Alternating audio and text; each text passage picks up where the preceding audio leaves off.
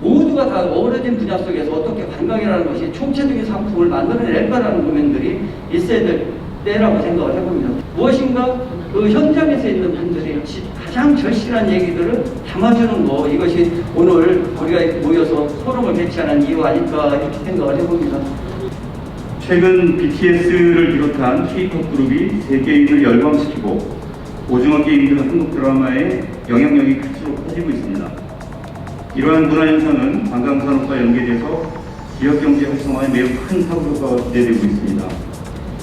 이러한 점에서 오늘 포럼의 주제는 고양시 차원에서 뿐만이 아닌 국가 문화관광 발전을 위해서도 아주 중요한 의미를 갖는다고 생각합니다.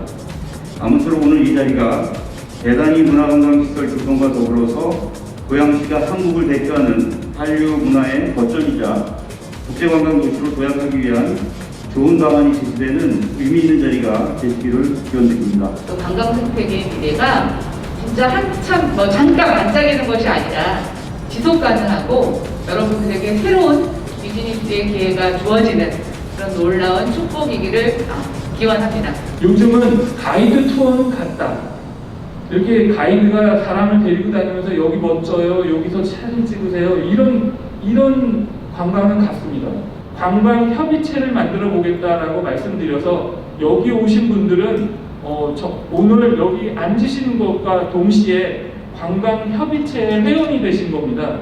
우리 고양시도 그들보다 더 무궁무진한 자원을 가지고 있다고 생각합니다.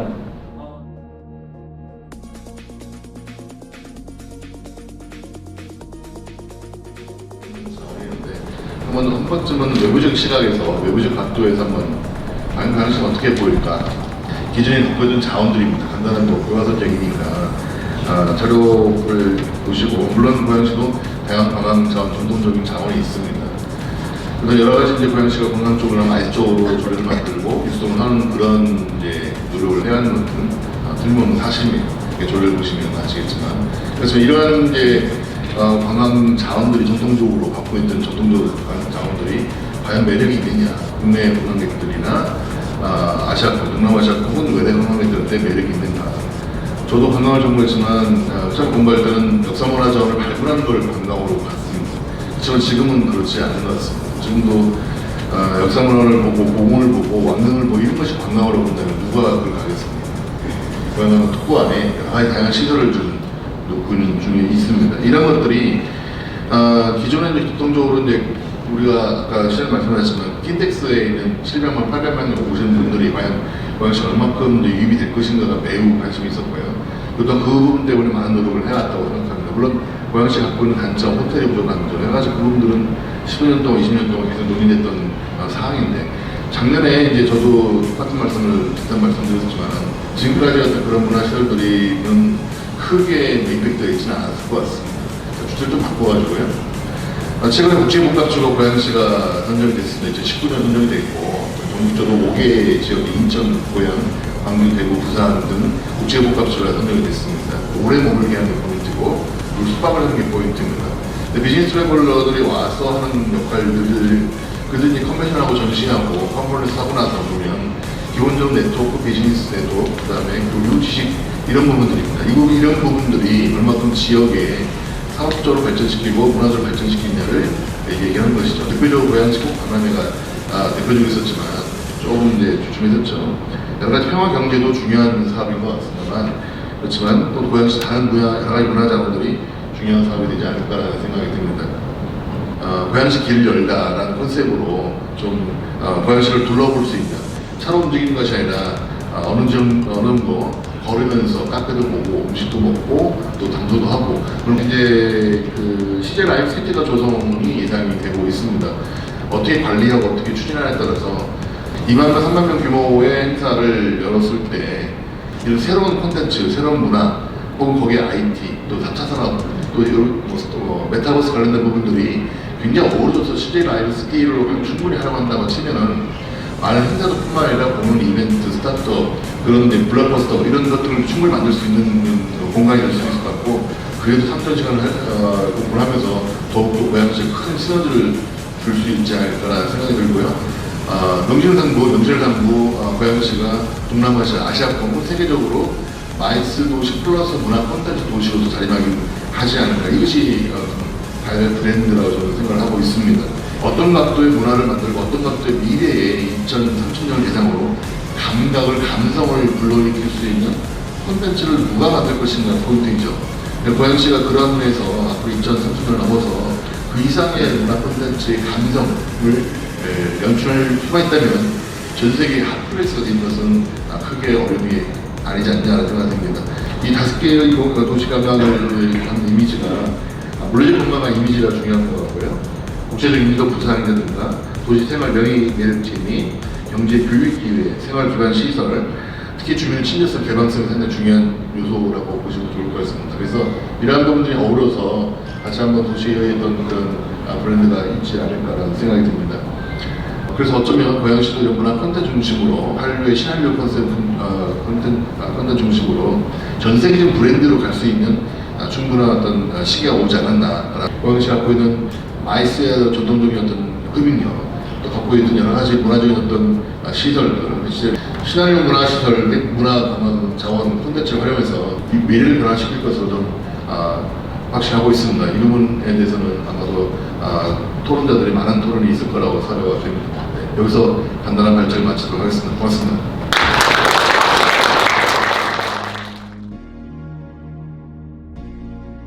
저희 그 CJ 라이브 시티 사업은 한마디로 좀 말씀을 드리면 저희 대한민국 대표 문화 콘텐츠를 전 세계인이 경험할 수 있는 세계 최초 K 콘텐츠 경험형 복합 단지를 지향하고 있다라고 말씀드릴 수 있을 것 같습니다.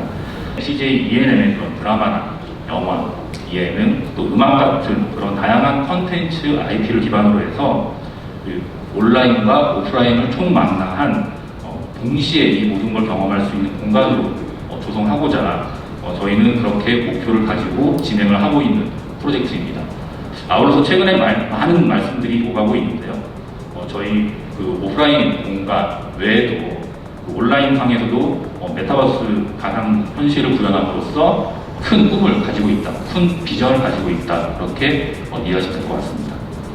어떻게 어떤 모습으로 어우러져 가지고 이런 저희 단지를 구성하고 어떤 모습으로 3년 후에 비춰질 것인지를 저희 지난 10월 27일 날 아레나 착공식 때 공개한 약 한 3분 30초 분량의 영상으로 보시면서 이런 이미지구나, 이런 식으로 좀 조성을 하려고 하는구나 라고 이해하시면 될 것 같습니다. 영상 보시도록 하겠습니다.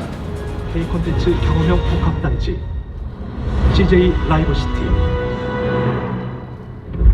세계 최초의 K-POP 전문 공연장 아레나는 2만석 규모의 실내 좌석과 4만 명 이상 수용 가능한 야외 공간이 연계됩니다.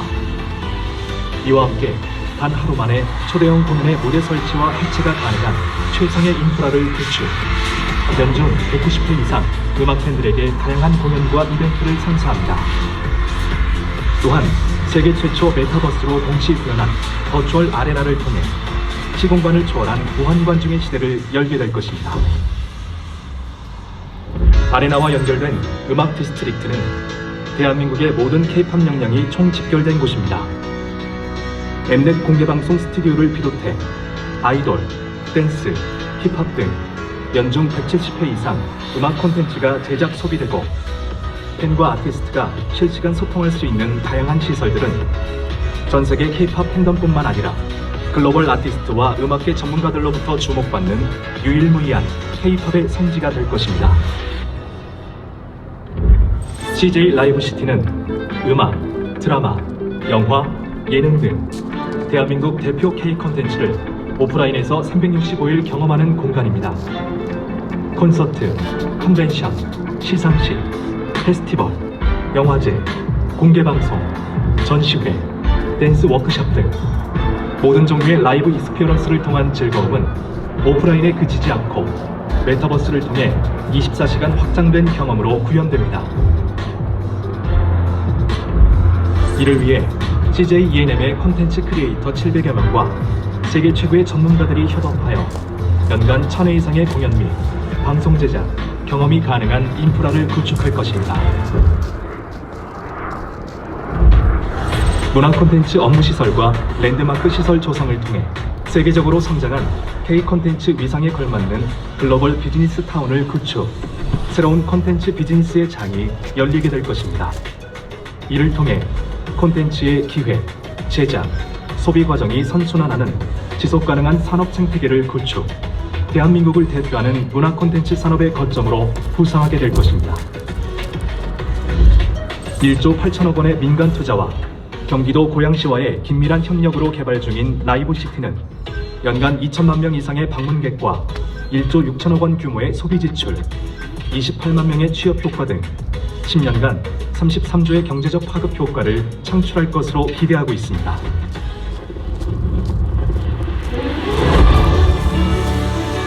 CJ 라이브시티는 1년 365일 불이 꺼지지 않는 살아있는 도시로 전 세계인이 찾아오는 K 콘텐츠의 성지가 되어 한류의 새로운 패러다임을 만들어 가겠습니다.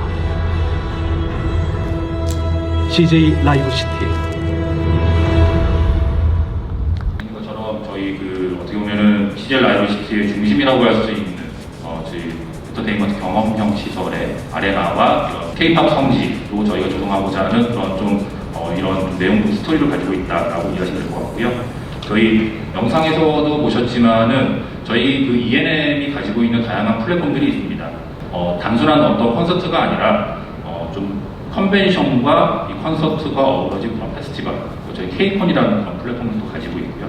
또 아시아 넘버원 음악 시상식이라고 할 수 있고 이제 곧 수일 내로 개최가 예정되어 있는 마마 같은 플랫폼을 저희가 다양하게 가지고 있습니다. 우리 K-팝을 좋아하는 즐기는 그런 어떻게 보면 MZ세대들이 이곳 고양시 장항동 일대에 넘쳐난다라고 하면은 그 자체가 고양시 관광문화 산업의 자원이 되지 않을까 기대를 하고 있고, 저희가 거기에 이바지하고자 좀 긍정적인 시선으로 저희 CJ 라이브시티를 바라봐 주시면 좋을 것 같습니다.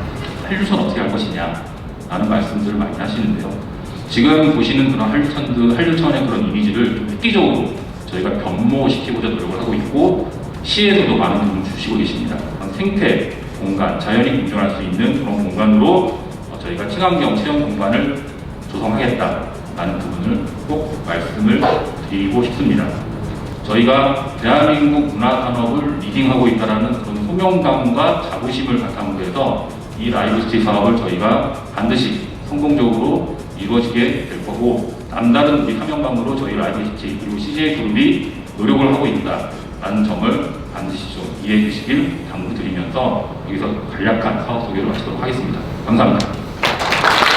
정권의 앞으로 문화산업에 대한 부분들을 인프라를 확충할 거점이 어디인가 라고 생각하게 되면 이 지역이 가장 큰 가능성과 그리고 국제적으로도 주목받을 수 있는 콘텐츠를 가지고 있는 잠재성이 굉장히 높은 도시다.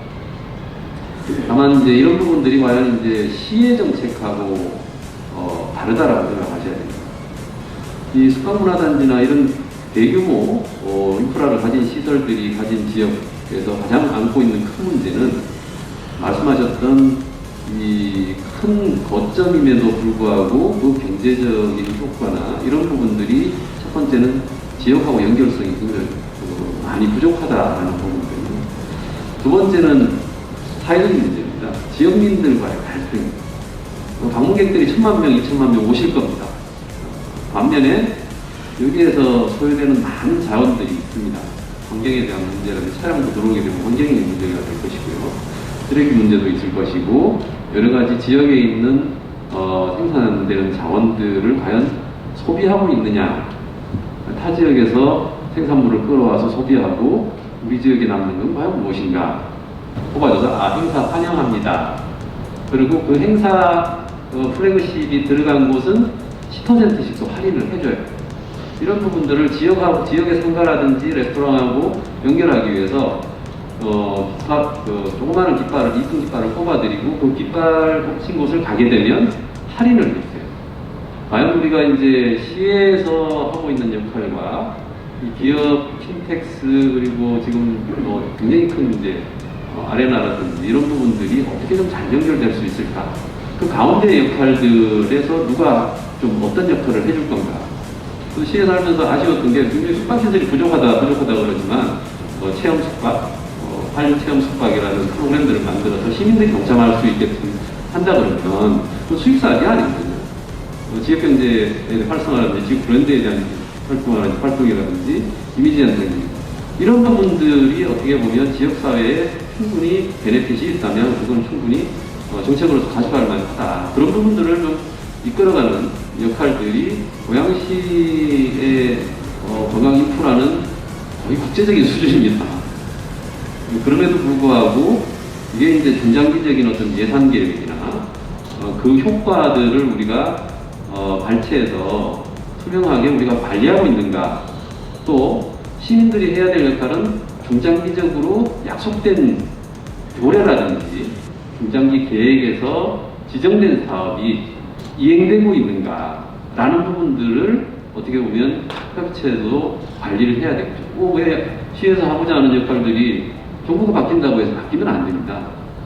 시에서 지금 여러 가지 이제 국제 인프라라든지 공공에 대한 역할, ONC 관광 협의의 역할 이런 부분들은 제대로 정립되고 중장기적인 어떤 모습을 좀 빨리 만들어내는 것이 앞으로 좀 필요하지 않나 그런 생각을 했습니다. 네, 이상입니다.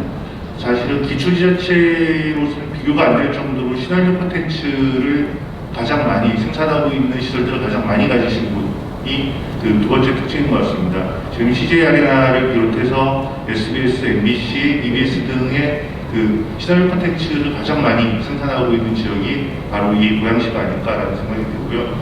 제가 생각하는 숙박 관광을 늘리기 위한 요소는 세 가지가 있다고 봅니다. 너무 다 같이 공감을 하실 분일 것 같은데요. 첫 번째는 거리라고 생각을 해요. 이게 내가 와서 내 집에 돌아갈 수 없는 거리에 와 있어야 숙박이 가능합니다. 두 번째는 그 사람이 숙박을 해야만 하는 콘텐츠가 필요하다고 생각이 들어요. 그 이유가 있어야 된다는 얘기죠. 숙박을 하기 위한 이유가 있어야 되는데, 현재는 그 킨텍스에서 벌어지는 전시 행사, 컨벤션 행사들 때문에 숙박을 하시는 분들이 좀 많은데, 거기에 비해서 좀 시설이 일부 좀 부족한 부분이 있는데, 아직은 그것도 서울과 인접하기 때문에 굳이 고양시에서 꼭 모아야 된다라는 그 필요성을 못 느끼고 있어요. 그래서 많은 분들이 서울로 지금 옮겨가시고 있는 부분이고, 지금 CJ 아레나가 꾸준하게 만들어주시고 시에서 어떤 그 뒷받침할 수 있는 여러 가지들이 좀 생긴다면은 저녁에도 이곳에 머물러야 될 이유가 생기거든요. 그렇게 되면은 그 콘텐츠가 좀 갖춰지지 않을까라는 생각이 들고요. 마지막으로 제일 중요한 거 하나는 최근 그 트렌드 중에 하나인데, 숙박 자체가 목적이 돼야 잠을 잡니다. 그것이 멀건 가깝건 간에 아주 특별한 그 호텔이라든지 테마가 있는 호텔이라든지 아주 좋은 휴양시설이라든지 아니면 아주 저렴하게 요즘 아주 유행하고 있는 캠핑처럼 그 내가 잠을 자는 목적이 돼야 그곳에 숙박을 하게 됩니다. 그래서 세 가지 정도의 요건을 갖춰야 하는데 그 요건이 갖춰지지 않은 상태에서 숙박시설이 먼저 들어오기는 아주 어렵습니다. 퍼센트의 숙박시설이 다 민간 부분인데, 민간에서 그 수익 모델이 발생이 되지 않으면 시설하기 정말 어려운 부분이거든요. 그래서 그런 콘텐츠들을 CJ가 이제 아레나를 오픈하시고 또 여러 가지 고양시에서 그런 콘텐츠들이 맞춰질 때 자연스럽게 숙박시설은 늘어날 거고 숙박관광객 또한 같이 늘어날 거라고 생각이 들어서 고양시는 다른 경기도나 수도권 혹은 국내의 다른 지자체 대비는 아주 그 전제력과 좋은 조건을 갖추고 있다고 생각이 들어요. 고양관광협의회가 꾸준하게 고양관광의 발전을 위해서 지속적으로 추진할 수 있는 그런 힘을 좀 만들어 주셔야 된다라는 부분이 시뿐만 아니라 시민들도 협의회를 지원을 해주시고 협의회를 아껴주신다라는 그런 표현이 계속 나오면 시에서도 협의회를 더 중요하게 여길 수밖에 없거든요. 그래서 시민들께서 협의회를 조금 더 많이 애정을 가지고 옆에서 봐주시면 큰 도움이 될 것 같다는 부분이 들고요.